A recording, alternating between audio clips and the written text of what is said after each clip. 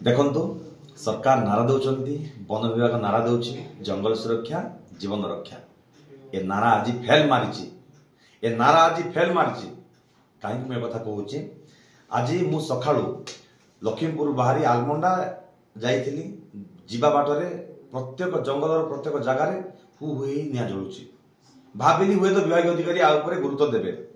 किसी दिन पूर्व लक्ष लक्ष टका खर्च करी अग्नि निरोधक मंच तैयारी करते वन विभाग अधिकारी माने प्रत्येक जगार निर्माण करते किंतु सेगुड़ा केवल धुआं बाण मुझे अनुमान करुचे सेगुड़ा केवल लोक देखाणिया। विभाग अधिकारी दर्शन ना कौन सी अधिकारी जानी भी नथिले जे एते गुड़े जगार निया लगी बोली।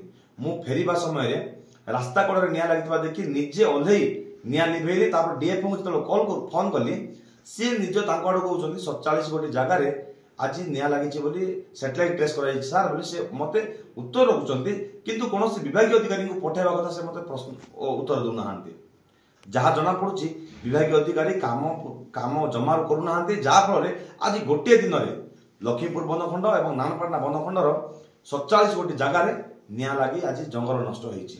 तेणु विभाग अधिकारी लक्ष लक्ष टका दरमा नौ मोटा अंकर दरमा नौ काम करतु। आसंता दिन जदि एभलिया जदि पुणी दुर्घटना घटे ए समाज पाई वन्यजंतु समस्त क्षति साधन हवा सुनिश्चित।